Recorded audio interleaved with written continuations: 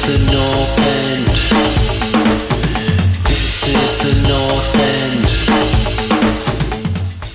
Alright then, welcome back fantasy fans. We've had a little bit of a break just because I've taken a couple of bad beats recently and it's just too painful. But I've had a couple of you reach out and ask, God knows why, but because you have, I thought I'd put this together. We're back with another fantasy week. We're looking at game week 9, and there are some big decisions that need to be made. Everyone's got on the Haaland train. Everyone's getting those points. We need differentials, and we're going to come to that in a little bit.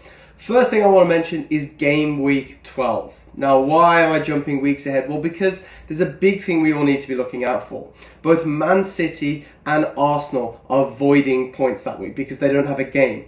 So right now, you need to be looking at your team and thinking, right, how can I try and prioritize changes that will allow me to have a starting 11 in that week? Now, you could use your free hit. I would say think about that before you do it, because there are going to be double game weeks in abundance, I feel, post World Cup, because obviously that part of the domestic season has to be caught up. So I would prefer to save my free hit to when obviously those big teams have those double game weeks. For now, I would say just start thinking about it. Maybe you make one change, maybe there's a player that's maybe not performing as well that you could move, or maybe there's a player, maybe even a price saving that will allow you to kind of keep those points and also not suffer too much. Obviously, remember, you only get one change a week without taking minus points, so it's worth getting that in the head right now. Now, from a buy perspective, 3 picks. Number 1, James Madison. It's hard not to. Phenomenal player.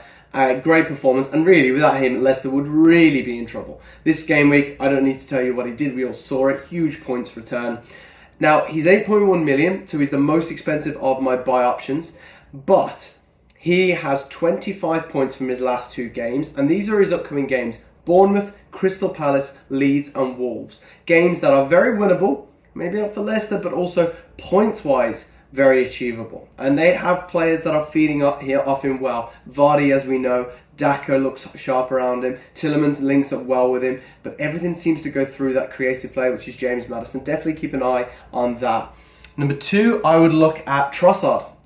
Huge performance this week, 3 goals against Liverpool, not doing as well as they usually do. Now, tough game, they're coming up against Spurs, but following that, they've got Brentford and Nottingham. So again, if you think about the game week change and you're looking to make a change early, you're going to benefit from Brentford, Nottingham in the future game weeks. Spurs, again, I can see Trossard doing the business. Spurs are still conceding. They're not, that tight at the back. It's still a possibility. And he's been played in that upfront role with Welbeck. So he really is the creative guy right now. He's coming in at 6.7 million. It's a real bargain for a creative player that is returning once again. I did recommend him before. I then buckled and took him out. I wish I hadn't. Hindsight is an amazing thing. 2020, as they say. Final is Emilia Buendia for Aston Villa. Now, he is a phenomenal bargain at 5.8 million. We haven't recommended him before because he hasn't been getting in the start in 11, and Villa fans are screaming as to why this is. It is confusing. However, we've just heard that Villa have lost numerous players, again through injury. We can't catch a break. But the big one is we've lost Leon Bailey. Leon Bailey apparently isn't fit for the upcoming game week. So that means, looking at the way that Gerrard is setting up the teams, he has to. It's wild if he doesn't. Now, again, there is a little risk, but I think every time he comes on the pitch, he looks dangerous. And just to give you an idea of that, he has the highest expected goal percentage of any player for Villa right now. This is a player that's coming on from a substitution, if he's lucky, 60-65 minutes as to right now, and he still has the highest expected goal ratio at 0.48 goals per 90 minutes. And it's terrible that that's the top for Villa, but that is what he's done. And also, he's a cracking player. He really does look good when he comes on. He picks up assists and he creates, and Villa are desperately crying out for that. So keep an eye out for him. Now, I'm going to fire through these really quickly. Number 1, Zaha. 7.3 million, upcoming games: Leeds, Leicester, Wolves, Everton, Southampton. Very, very easy points to pick up there if they perform. But everything is going through him. He is up 40% on his return of of shots per game week. So he's gone from 1.6 to 2.2 shots per game per 90 minutes at the moment. And he is very creative. As you can see, he's got 4 goals in 6 games. He looks good. He looks one of the best he's ever looked, and everything is flowing quite nicely at Crystal Palace. So I'd expect to see him, up and running. Another one I'm going to say is Rashford, 6.5 million. Now, a bit of a hard one. He got me a big return a couple of weeks back, 18 points, obviously with 2 goals and assists against Arsenal. Drummed by Man City, and I think United are going to have to come out big. We know this. They're going to need a big result. Rashford has been the guy for Ten Hag. He had a great pre-season, slow start of the season, but then he's picked up that speed again. And what I like about him is super quick, always trying to get beating that last man, and he's starting to take the chances where at the start of the season, it wasn't happening for him. I expect a big bounce back. I don't expect to see, him dropped. I expect him to keep his position. And for 6.5, United coming in against, was it Brentford they have, or Leeds? I'm struggling. I should know that. But they do. He has 3 goals, 2 assists already. I'd say stick with him for now. Last one, Paul was a bit angry about this one, thought I was crazy. Fofana, he has picked up an injury. He's not going to play this week. It's highly unlikely. But don't look at rotating a player that's 4.4 million and starting centre-back, as it seems, for Chelsea. It's crazy. Just rotate, use that extra defender. If you need to put someone in, maybe look at a Mings, 5.2, if you could have a 5.4, I think he is.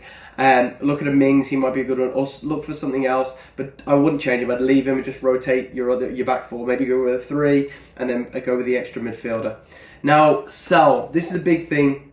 Obviously an interesting one. Number 1, easy. Ollie Watkins, 7.2 million. He is just not firing right now. He's bereft of confidence. Villa do not look that going forward. He was starting as the lone striker. Ings on the bench. Archer crying out for an opportunity. I expect to see that change. I don't expect to see Watkins keeping his space. Gerrard is really saying that he's looking at performances. His performance against Leeds, he had numerous chances, didn't finish a single one. I think he gets dropped, and I wouldn't be surprised to see Ings start. I don't think Archer will start because Villa fans, God forbid, we get what we want. But let's think him out. I think there's better options.